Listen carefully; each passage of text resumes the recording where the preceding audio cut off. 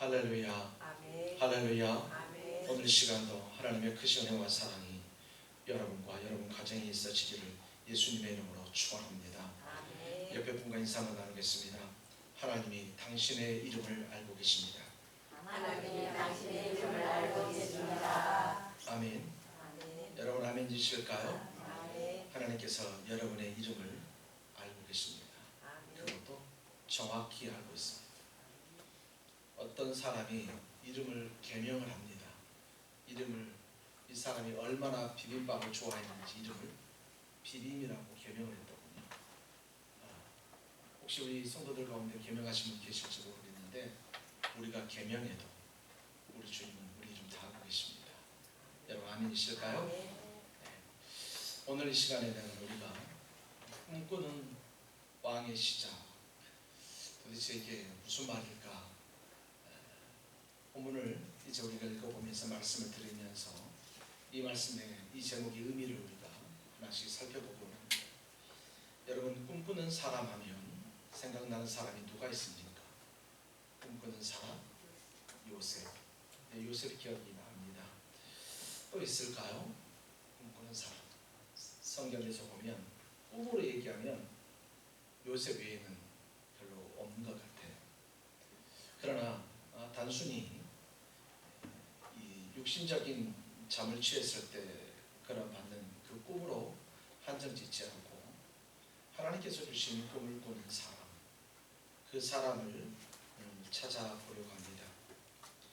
항상 하나님만 바라보며 항상 하나님의 은혜 아래 살기를 원하는 사람이 있습니다.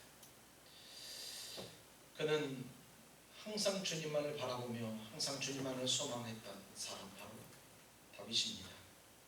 조금 더 세밀하게 얘기하면 다윗은 비전의 사람입니다.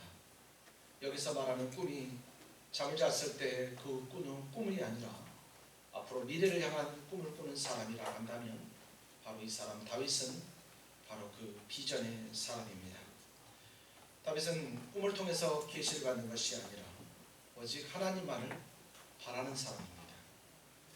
꿈은 우리가 어떤 사람은 우리의 무의식 속에 있는 것들이 우리의 무의식 세계 속에서 꿈으로 드러나는 거다라고 이렇게 해석하기도 합니다. 그러나 오늘 이 다윗은 그런 것을 얘기하는 것이 아니라 그는 오직 하나님만을 바라는 그런 사람이었습니다. 사울에게 쫓길 때였습니다. 그러나 그는 하나님을 바라보고 결코 낙심하지 않고 소망했습니다. 아들 압살롬에게 쫓겨났을 때도 역시 마찬가지입니다. 아들 압살롬에게 쫓겨났을 때는 정말 비참했습니다. 왜냐하면 사랑하는 아들이잖아요. 그리고 그를 죽이려고 칼을 든 자들이 누굽니까? 바로 다윗이 거느리고 있었던 부하들입니다. 사랑했던 자들입니다. 그들이 반역해서 다윗을 죽이려고 하는 바로 그때도 다윗은 결코 낙심하거나 절망하지 않습니다. 그가 힘들고 안타까워서 하나님 앞에 기도하지만 결코 기도한다고 해서 절망하고 낙심으로 기도하는 것이 아니라 하나님께서 결국은 우리를 지켜주실 것이다.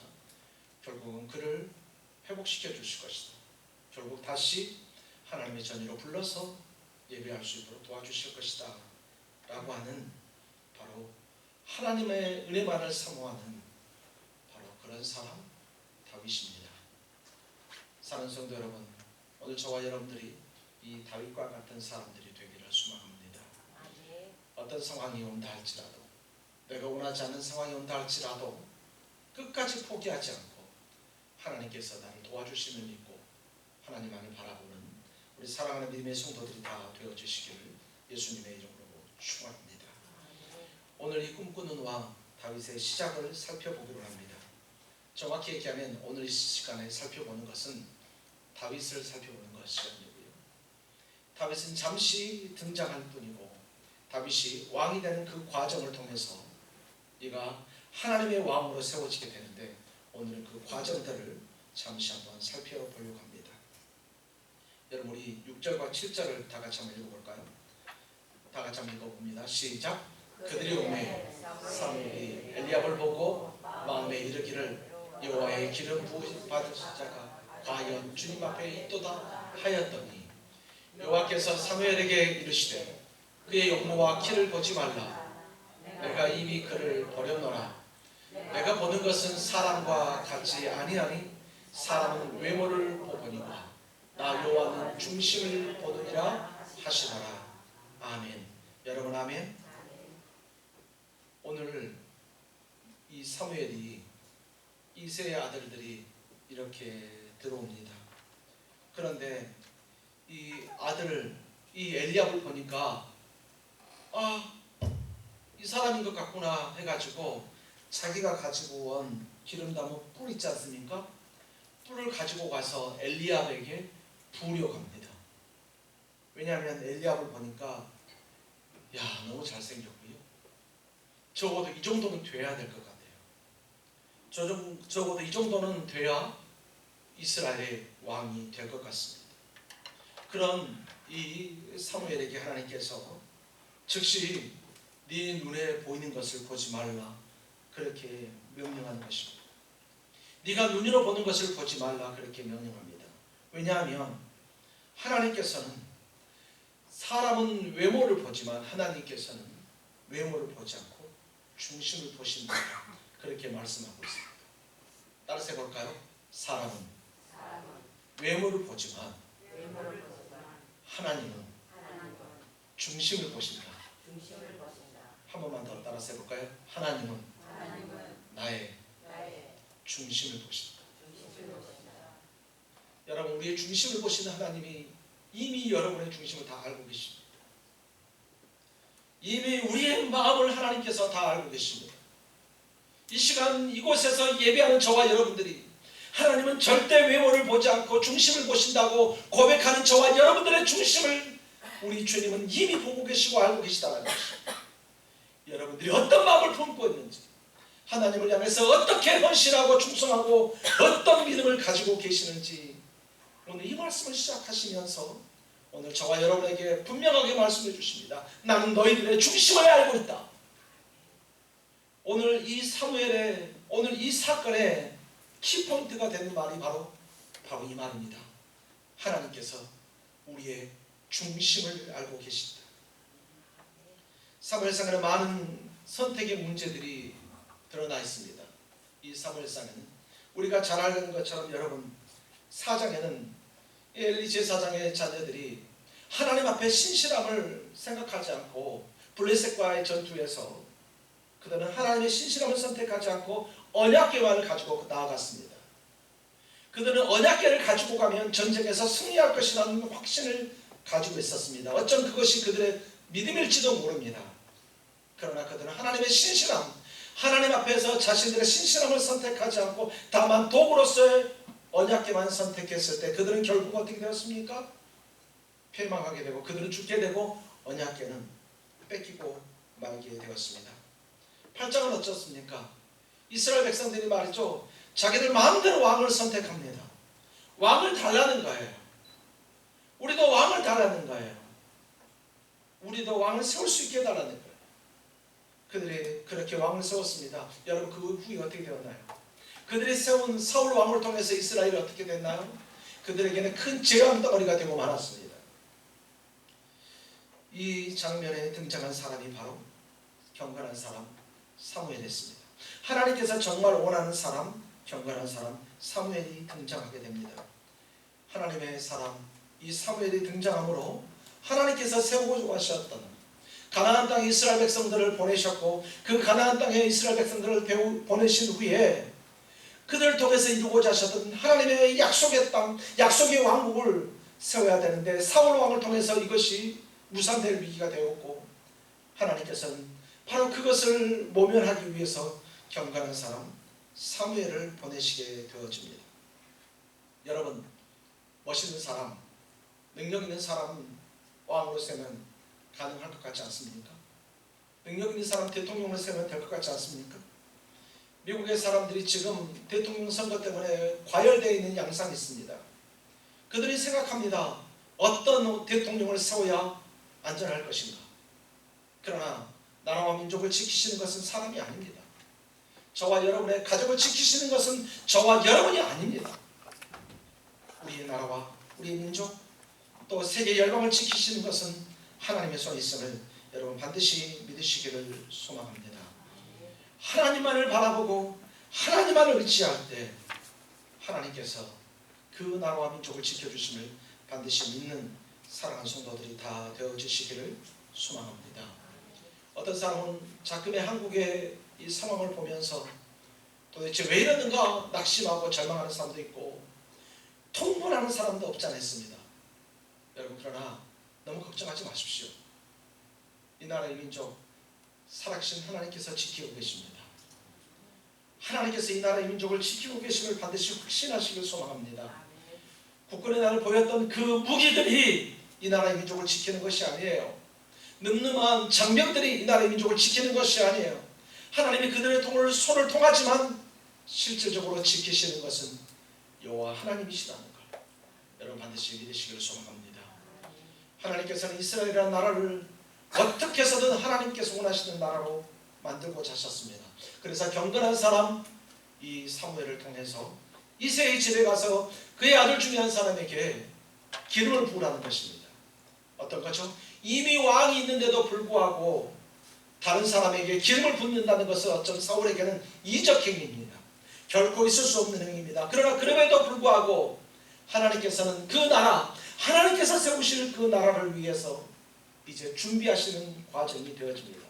과거 우리나라처럼 아주 어린 나이에 왕이 되고 뒤에서 이제 다른 신하들이 나라를 다스리거나 또는 그들의 어머니가 나라를 다스리는 것이 아니라 오늘 이 다윗이 지금 기름 부음을 받지만 지금 왕이 되어지는 것이 아니라 얼마나 많은 고난과 고통을 당하게 되어지는지 모릅니다. 하지만 하나님은 지금 바로 준비시키신다는 것을 이제 알아야 합니다. 자, 다시 한번 오늘 이 현장으로 다시 와보겠습니다. 사무엘이 보니까 엘리압이 외모가 너무 출중한 거예요. 외모가 너무 출중합니다. 아마 엘리압은 많은 사람들이 그렇게 인정하지 않았을까 싶습니다. 단순히 사무엘의 눈에만 보였겠습니까? 하나님께서 내가 외모를 보지 않는다라고 말을 할 정도로 아마 엘리압은 너무나도 출중했을 것 같습니다. 근데 여러분 우리가 다시 한 번 더 기억해야 될 것은 하나님은 결코 외모를 보시지 않는다는 것입니다. 이것이 하나님의 섭리의 또 하나님의 역사의 원리라는 것입니다. 그런데 만약에 여러분 혹시 만약에 말입니다. 엘리압을 왕으로 세웠으면 어떻게 됐을까요? 만약에 엘리압을 왕으로 세웠다면 여러분 어떻게 되었을까요?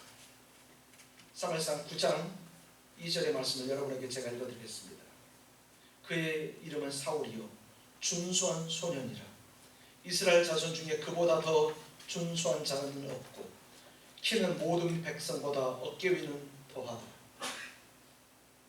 이스라엘 백성들이 왕으로 세울 때 사울을 보니까 말이죠 너무 준수한 거예요. 외모를 보니까 너무 괜찮은 거예요. 아이고 얼마나 키가 큰지 말이죠. 다른 사람 어깨 위를 더한다는 거예요.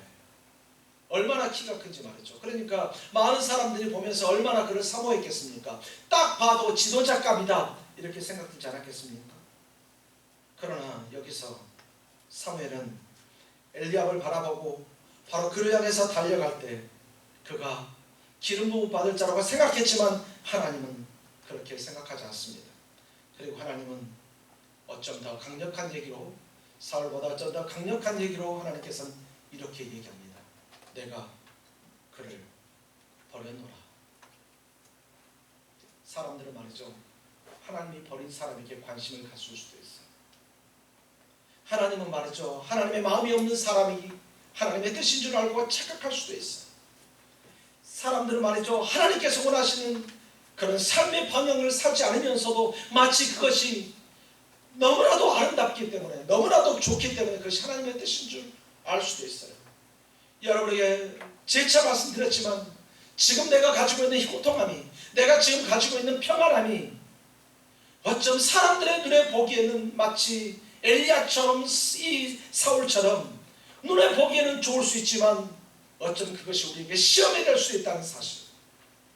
지금 형편이 힘들고 어렵다 할지라도 하나님께서 여전히 우리를 지키고 계신 바로 은혜의 현장일 수도 있다는 사실을 우리는 반드시 기억해야만 할 것입니다. 오늘 하나님께서는 그에게 다급하셨습니다. 내가 그를 버렸노라. 내가 이미 그를 버렸노라. 내가 이미 그를 버렸노라. 그렇게 얘기하고 있습니다. 어쩌면 엘리야는 사울과 같은 외모를 가졌던 것 같습니다. 어쩜 이렇게 멋있을까요? 어쩜 이렇게 잘생겼을까요? 만약에 그에게 왕위가 지어졌다면 제2의 고난이 시작되지 않았겠습니까? 사울을 통해서 겪었던 그 고난이 이 엘리야를 통해서 또 계속해서 고난이 다가오지 않았을까? 감히 예상을 해봅니다. 사랑하는 성도 여러분, 하나님은 외모를 보지 않습니다. 그러나 착각하지 마십시오. 다윗의 모습을 보면 성경은 이렇게 기록하고 있습니다. 이에 사람을 보내어 그를 시리절에 데려오매 그의 빛이 붉고 눈이 빼어나고 얼굴이 아름답더라. 하나님은 외모를 보지 않는다는 이 말은 추하고 잘못생기고 이상하게 생긴 사람을 하나님께서 축복해 주신다는 말이 아니에요. 다윗도 역시 보니까 그는 빛이 붉고 빼어나고 얼굴이 아름다웠다. 이렇게 그의 외모를 성경은 평가하고 있습니다. 그러니까 하나님께서 오늘 여기서 말씀하시는 것은 외모를 보지 않는다는 것은 내가 잘생기고 못생기고 문제가 아니라 내 외모와 상관없이 하나님은 반드시 우리의 중심을 보신다. 우리의 중심을 보신다는 것을 얘기하고 있습니다. 이 말은 어차피 이스라엘 백성들에게 경고를 하는 것입니다. 하나님은 이스라엘 백성들 너희들의 중심을 보신다. 하나님은 이 시대를 살아가는 오늘 저와 여러분들 우리 비전교회 성도들에게 어쩜 경고를 하고 계실지도 모릅니다. 나는 너희들의 지금 중심을 보고 있다.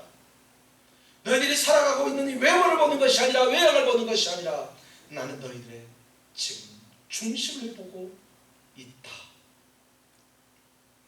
우리에게는 분별력이 잘 없습니다. 그래서 어쩌면 이 사무엘이 하나님의 사람으로 성령 충만하고 경건한 사람이지만 이 사무엘처럼 엘리야비 마치 하나님께서 택하신 사람인 것처럼 그렇게 생각했던 것처럼 우리도 분별력이 떨어지기 때문에 어쩜 세상에서 살아가면서 하나님의 뜻을 올바로 이해하지 못할 수도 있습니다. 그래서 우리는 하나님 앞에 항상 기도할 때 주여 내게 영 분별의 은사를 주옵소서.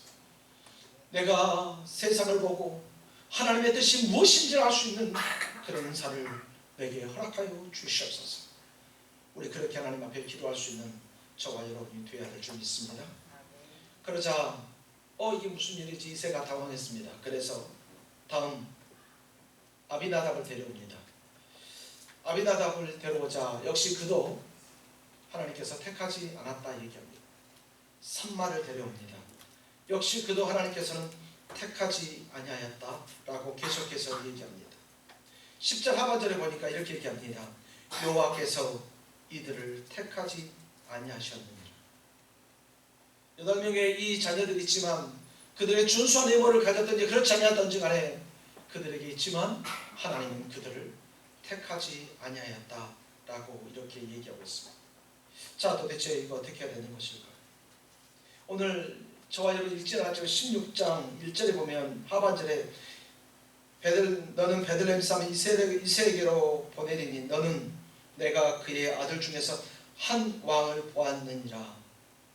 여러분 지금 사무엘이 지금 듣는 것은 말이죠.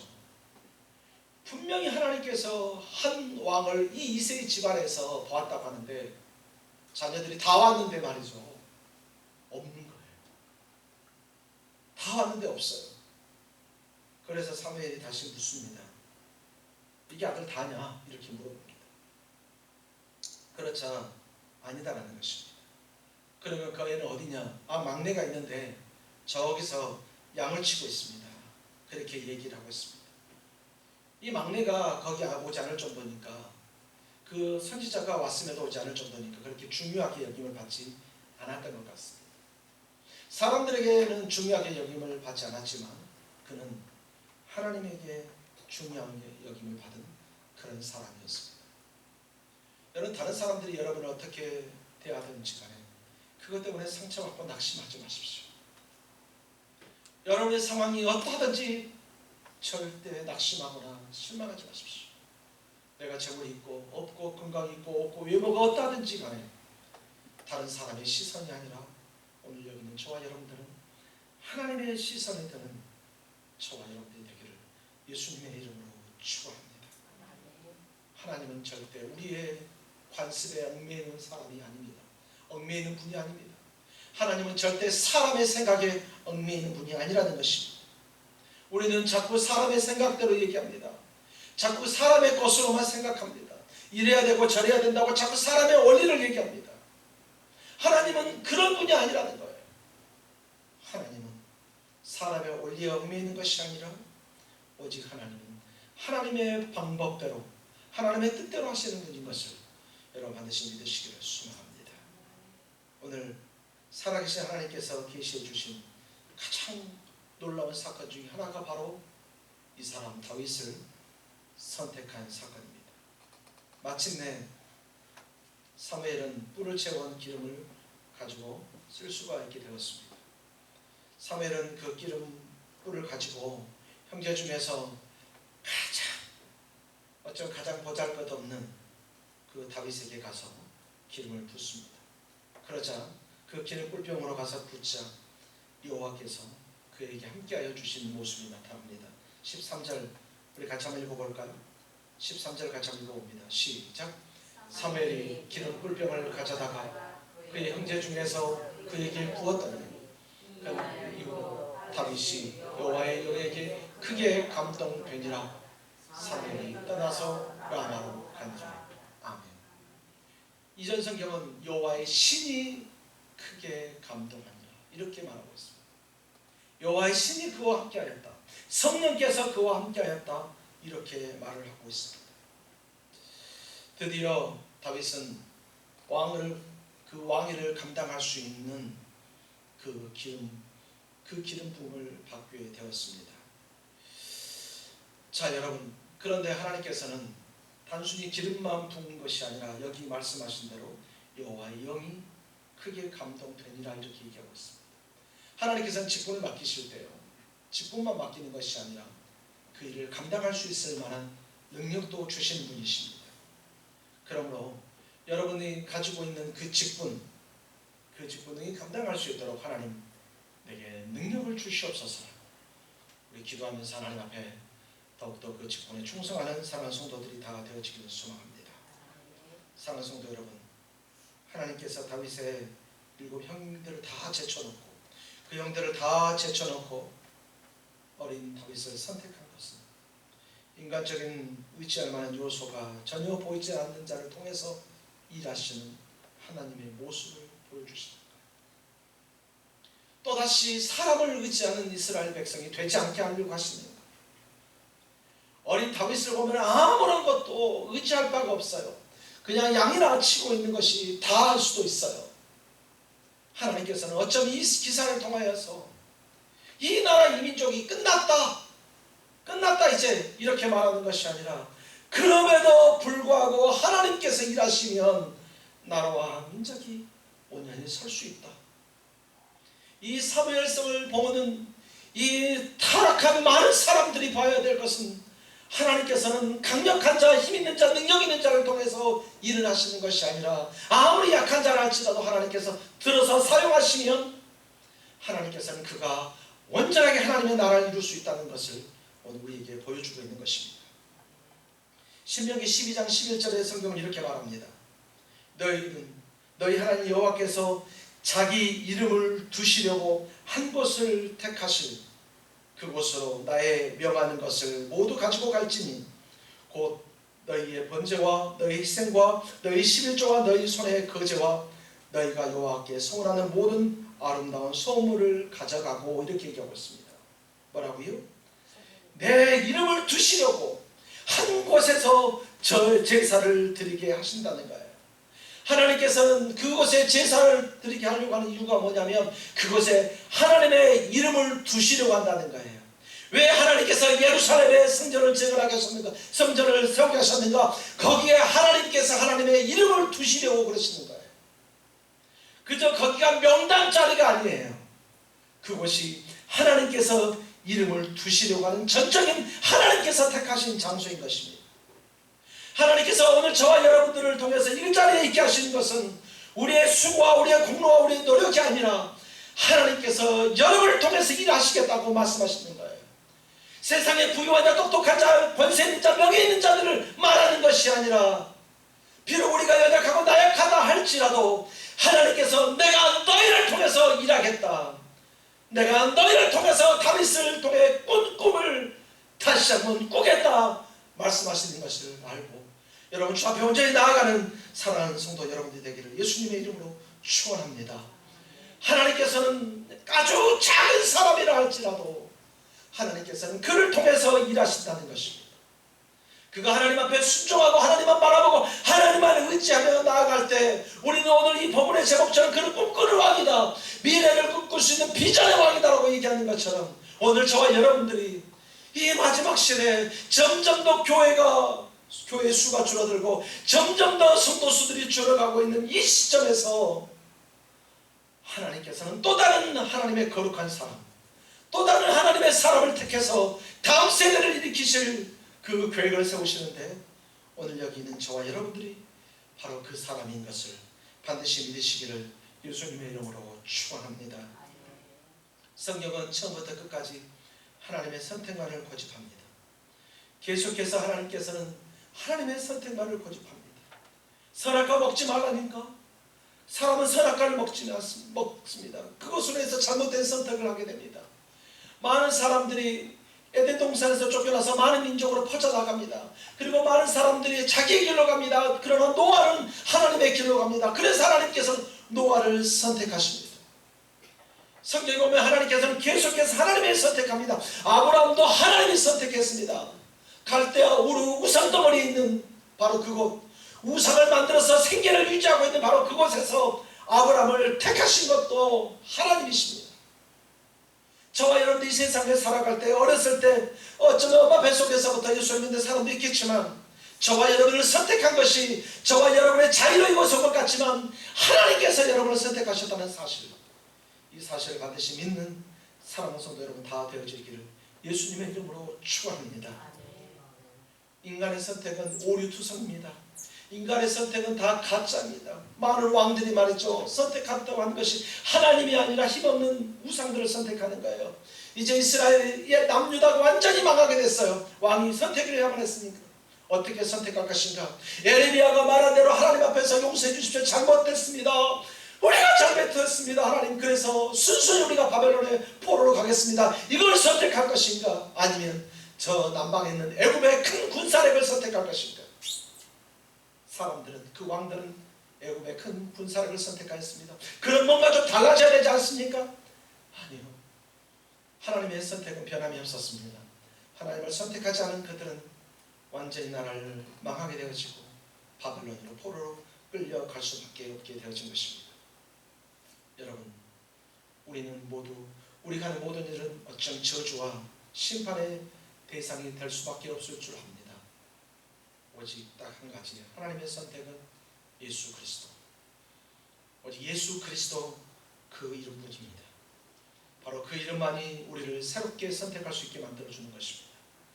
우리가 예수 그리스도를 선택할 때 가장 강력한 선택이고 가장 탁월한 선택이고 그것을 통해서 하나님께서는 일하신다는 사실을 여러분 반드시 기억하기를 소망합니다. 그러므로 하나님에 의해서 선택받은 저와 여러분, 예수 그리스도를 통해서 선택받고 구원받은 저와 여러분들의 모든 자랑은 오직 예수 그리스도 그분만을 자랑해야 될 줄 믿습니다. 시편 23편에도 여호와는 나의 목자시니 내가 부족함이 없다 이렇게 말하고 있습니다. 여호와가 나를 인도하시는데 왜 그렇게 하셨나요? 자기의 이름을 위해서 의의 길로 인도하신다 이렇게 얘기하고 있습니다. 하나님께서 우리의 목자가 되어주시고 우리를 그 의의 길로 인도해 주신다 그렇게 말하기도 하는 것입니다. 예수님이 이 땅에 오신 후 사람의 선택과 하나님의 선택에 완전한 차이가 있음을 우리는 알게 되었습니다. 다만 우리가 긍휼의 그릇이 되든지 또는 진노의 그릇이 되든지 우리는 주의 이름을 드러내는 하나님의 사람이 되어야 될 줄 믿습니다. 내가 주의 이름을 드러내는 긍휼의 그릇으로 만약에 택함을 받았다면 더 이상 이 세상에 마음을 두어서는 안 될 것입니다. 더 이상 이 세상의 것에 눈을 두고 살아서는 안 될 것입니다. 다윗이 얼마나 현명한 왕이고 다윗이 얼마나 탁월한 왕인지가 중요한 것입니다. 바로 그 꿈꾸는 왕의 시작은 하나님의 선택, 바로 거기서 시작되었습니다. 여러분, 우리는 이미 하나님으로부터 선택받은 사람들입니다. 끝까지 주님을 바라보고 끝까지 주님을 신뢰하십시오.